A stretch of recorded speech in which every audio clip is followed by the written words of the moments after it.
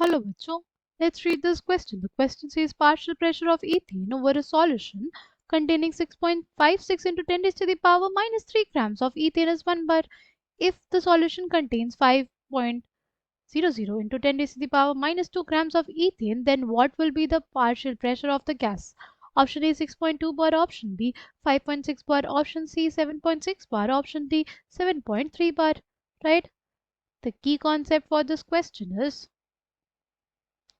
Henry's law. Henry's law basically states that the of a gas solubility of a gas in a liquid is directly proportional to is directly proportional to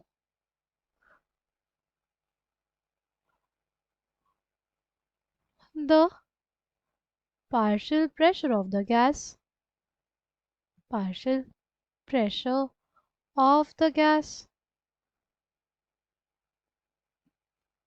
over the liquid.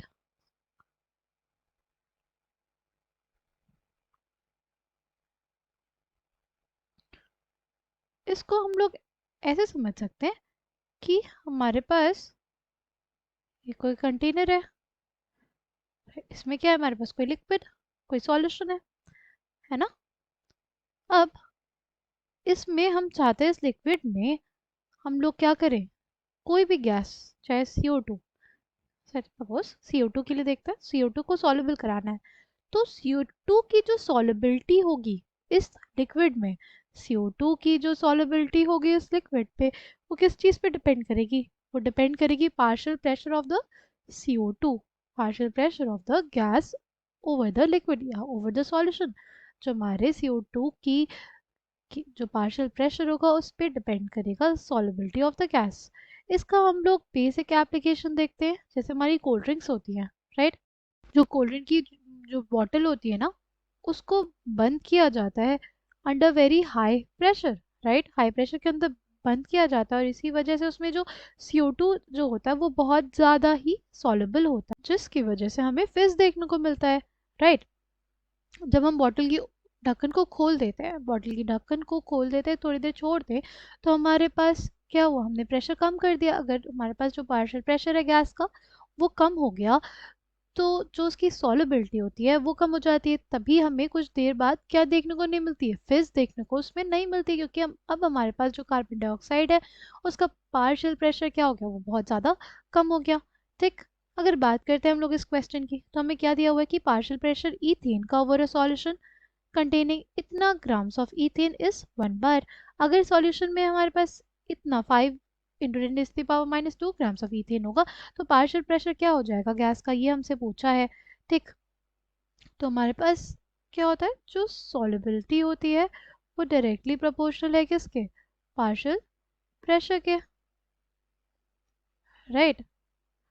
तो हम इसको ऐसे भी लिख सकते हैं, इसको x से डिनोट कर दिया, is directly proportional to partial pressure. ये हमारे पास क्या आ जाएगा, के इंटू पी।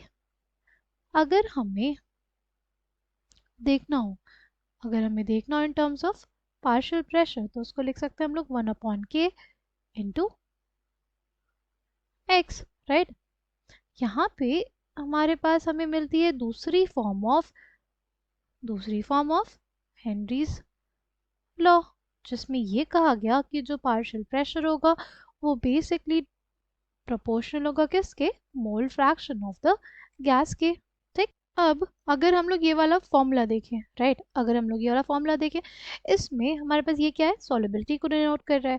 तो solubility is basically amount of solute dissolved in some volume of the solution, right. अगर वॉल्यूम ऑफ द सॉल्यूशन हमारे पास कांस्टेंट हो गया तो हमारे पास जो सॉल्युबिलिटी होगी वो क्या हो जाएगी, वो हो जाएगी, उसको ऐसे लिख सकते हैं ना कि mass will be equals to K into P, क्योंकि हमारे पास वॉल्यूम जो है वो क्या है, कांस्टेंट हो गया। अगर हमारे पास मास दिया हुआ है m1 तो हम लोग उसके लिए लिख सकते हैं m1 के p1, राइट। और अगर हमारे पास मास दिया हुआ है m2 तो उसके लिए लिख सकते हैं m2 k is equals to P2, right. इन दोनों को हम लोग क्या कर दें, इन दोनों को हम लोग डिवाइड कर देते हैं। क्या आ जाएगा हमारे पास आ जाएगा m1 by m2 is equals to P1 by P2। ठीक, m1 कितना दिया हुआ है हमें, m1 दिया हुआ है 6.56 into 10 raise to the power -3 grams. m2 कितना दिया हुआ है, वो दिया हुआ है 5 into 10 raise to the power -2 gram is equals to P1 कितना दिया हुआ है 1 बार दिया हुआ है। ये हमें निकालना है। तो x की वैल्यू कितनी हो जाएगी, x will be equals to कितना हो जाएगा 1 बार into 5 into 10 raise to the power -2 gram by 6.56 into 10 raise to the power -3 gram.